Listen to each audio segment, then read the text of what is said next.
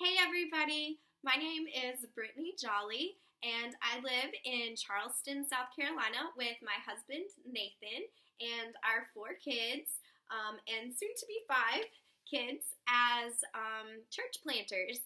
We are currently on staff with a church that launches this Sunday, and in the next year, so next January, we're planning, so fundraising, strategizing, throwing community events and outreaches to plant a church in January ourselves, where I'll be the lead pastor.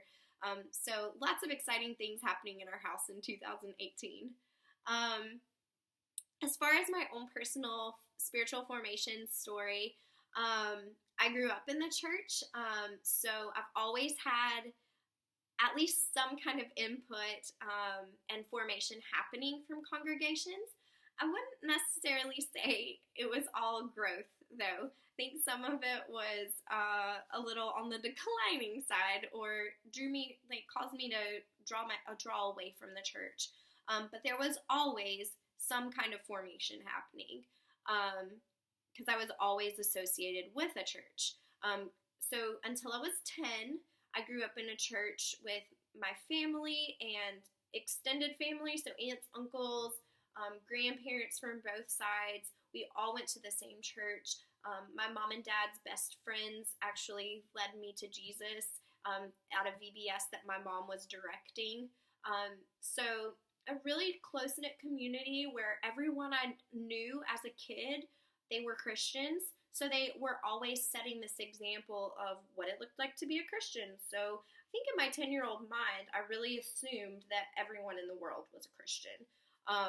So that's the earliest years of my life. And then when I was 11, my dad felt a call to ministry, so he stopped his secular job and went into full-time vocational ministry, and we went with him, of course. And I remember that being a really hard transition for me spiritually. We went from, being involved in everything that our parents did ministry-wise to being in the spotlight as the preacher's kids, and phrases like those rebellious preacher's kids, or did you see what the preacher's kids are wearing, or did you see who the preacher's kids brought to church this Sunday, and that nose ring, oh my goodness. Comments like that from the time I was 11 until I went to college, they were really hard. So my spiritual formation during those years, I called it my dark days, because I really felt like there were no adults in the church that understood what it was like to be a teenager and that valued the input that I might be able to offer to a church. I was still involved in a couple different ministries. I was a youth volunteer. I taught Sunday school for a kids class. I volunteered in the nursery and sang on the worship team.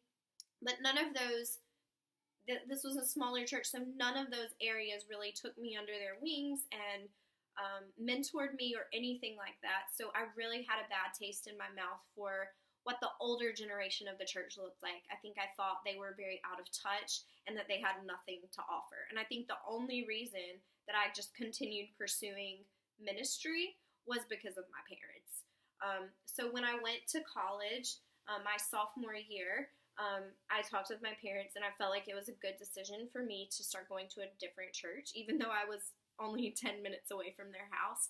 So instead of attending a small 100-person church in the country, I started attending a almost 1,200-person church in the city, and it was incredibly different. My spiritual formation at that and over the next 5 years was amazing. And I don't know if it's because of the size of the church, if it's because I was no longer viewed as the preacher's daughter, or what necessarily changed.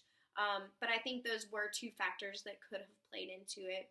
I saw in every ministry that I was a part of, they had mentors and people, like they had this pipeline built into their systems of how they would mentor people as they came in.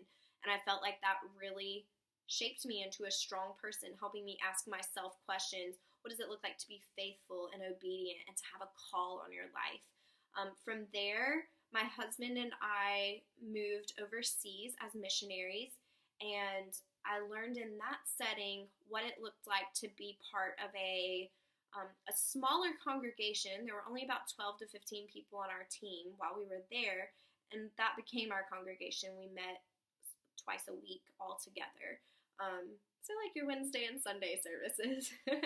But I learned from there the intentionality that could happen from even a small congregation.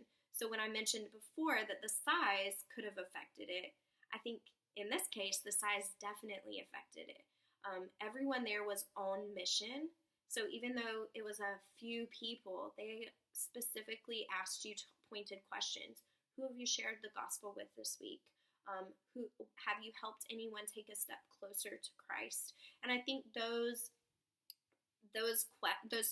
personal questions, they remind me of John Wesley's band groups, but they really helped me want to have an answer for them, to have moved forward, not only with those people around me, but myself. I wanted to see myself grow evangelistically, and I definitely did.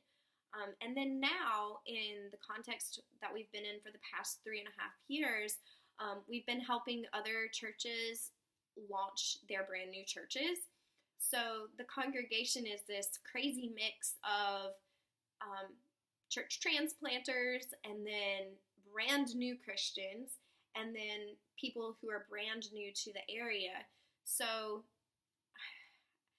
I wouldn't say that I've necessarily felt much spiritual formation happen from the congregation, but in the specific congregation we're in right now, one of my best friends happens to be part of the church plant where I'm on staff. She's in her 50s, so she's a good 20 years older than me.